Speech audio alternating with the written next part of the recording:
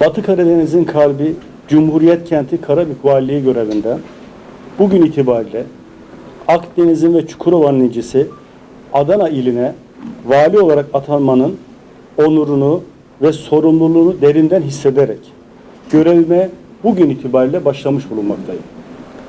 Bu göreve bizleri layık gören ve bu şehrin güzel insanlarına hizmet etme fırsatı veren Cumhurbaşkanımız Sayın Recep Tayyip Erdoğan'a ve İçişleri Bakanımız Sayın Ali Yerlikaya'ya huzurlarınızda şükranlarımı arz ediyorum.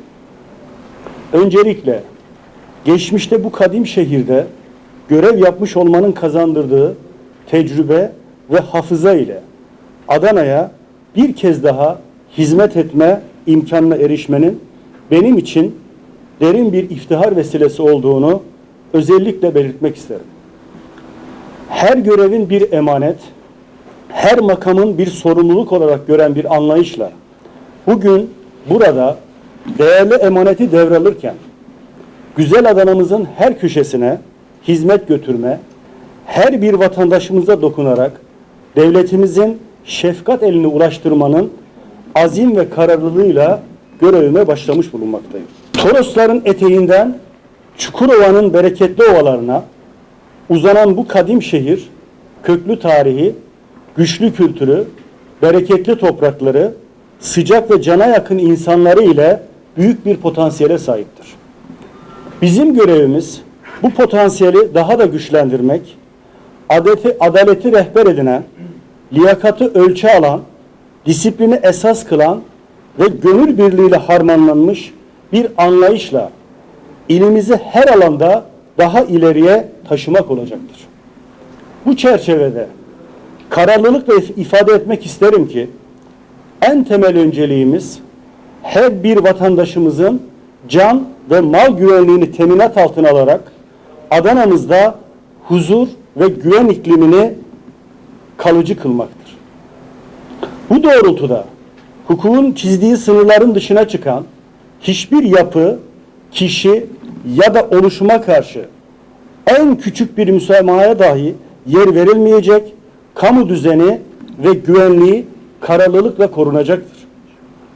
Suçla mücadelenin yalnızca kolluk tedbirleriyle sınırlı olmadığı bilinciyle sorunların kaynağına inen, gençlerimizi suça iten sebepleri ortadan kaldırmayı hedefleyen, mahalle mahalle, sokak sokak vatandaşlarımızla temas eden bütüncül bir anlayışla tüm kurumlarımızla güçlü bir işbirliği içerisinde hareket edeceğimizi özellikle sizlerin huzurunda belirtmek isterim. Bu anlayış çerçevesinde tüm kamu kurum ve kuruluşlarımızla, mahallelerimizin sesi olan muhtarlarımızla, sivil toplum kuruluşlarımızın kıymetli temsilcileriyle, kanaat önderlerimizle, Adanalı hemşerilerimiz ve basın mensuplarımızla sürekli işbirliği ve güçlü bir iletişim içerisinde olacağız.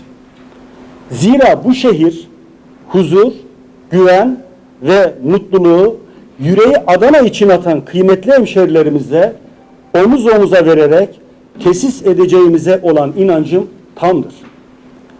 Kıymetli hemşerilerim, değerli basın mensupları, bugün bu makamda bulunmak sadece idari bir görev değildir.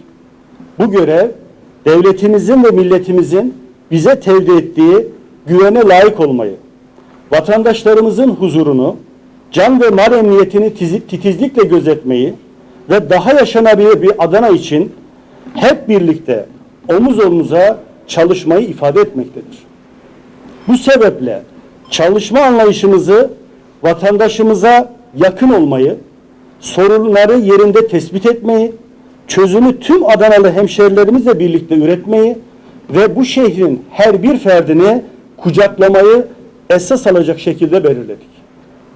Bu süreçte bu şehre gönül veren ve bu şehre insanı için kalbe atan tüm aktörlerle işbirliği içerisinde hareket etmek temel ilkemiz olacak ve insanı yaşat ki devlet yaşasın düsturu temel yönetim anlayışımız olacak. Bu anlayışla başta dezavantajlı vatandaşlarımız olmak üzere tüm hemşehrilerimizin, devletimizin her koşulda yanında olduğunu ve onları asla yalnız bırakmayacağını bilmelerini isterim. Tüm vatandaşlarımıza açık bir kapı, açık bir gönül anlayışıyla birlikte düşünmeyi, birlikte üretmeyi ve birlikte başarmayı esas alan bir anlayışla çalışacağız. Tüm kurumlarımızın imkan ve kabiliyetlerini ortak bir hedefte buluşturarak eğitimden sağlığa, güvenlikten tarıma, sanayiden kültür ve turizme, kamu hizmetlerinin sunumundan sosyal hayata kadar her alanda daha yaşanabilir bir Adana için kararlılıkla gece gündüz durmadan dinlenmeden çalışacağız. Bu çerçevede Türkiye Yüzyılı vizyonu doğrultusunda proje odaklı bir yaklaşımla hareket ederek ilimizin karşı karşıya bulunduğu acil meseleleri hızlı bir şekilde ele alacak ve ortak bir iradeyle etkili çözümler üreteceğiz. Yürüttüğümüz bu hizmet yolculuğunda gücümüzü kalbi Adana için atan kıymetli hemşerilerimizin destek ve duaları ile siz değerli basın mensuplarımızın yapıcı katkılarından alacağız. Devletimizin birliği ve dirliği, milletimizin huzuru, vatandaşlarımızın güvenliği ve bu şehrin güzel insanları için ve bu şehrin refahı için tüm kurumlarımızla birlikte gece gündüz demeden hep birlikte çalışacağız. Bu çalışma ve projelerin kurulacak güçlü bir takip ve koordinasyon sistemiyle planlı ve etkin biçimde hayata geçirileceğini özellikle huzurlarınızda ifade etmek isterim. Rabbim bizleri bu yolda milletimize ve Adanalı hemşerilerimize karşı mahcup etmesin.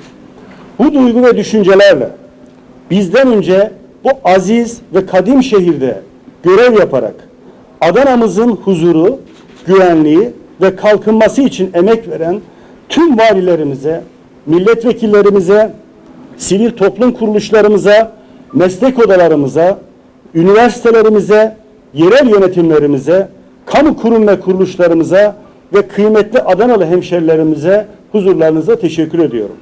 Bu vesileyle tüm Adanalı hemşerilerimize sevgi ve saygılarımı sunuyorum. Teşekkür ediyorum arkadaşlar.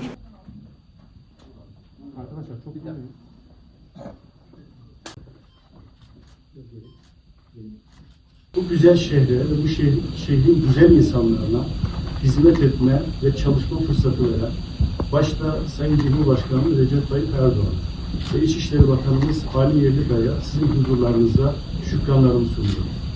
İnşallah hep birlikte, sizlerle birlikte, şehrimizdeki hemşerilerimizle birlikte, kamu kurum ve kuruluşlarımızla, sivil toplum kuruluşlarımızla birlikte inşallah el ele vererek, kol kola girerek bu şehrin gelişmesi, bu şehrin ilerlemesi, kalkınması için ve aynı zamanda da bu şehrin ve bu şehrin insanların huzuru ve güvenliği için hep birlikte el ele vererek çalışacağız. Allah bizleri mahcup etmesin. Ben hepinize bugün bizleri yalnız bırakmadığı için teşekkür ediyorum. İnşallah birazdan resmi olarak göreve başlayacağız. Hemen arkasından da arkadaşlarımızın alacağı düzene göre Adana ilinde ilk göreve başlamamız nedeniyle sizlerle ilk duygularımızı, düşüncelerimizi ve açıkçası Adana'da nelerin üzerine duracağını sizlere paylaşmış olacağız. Ben tekrar teşekkür ederim.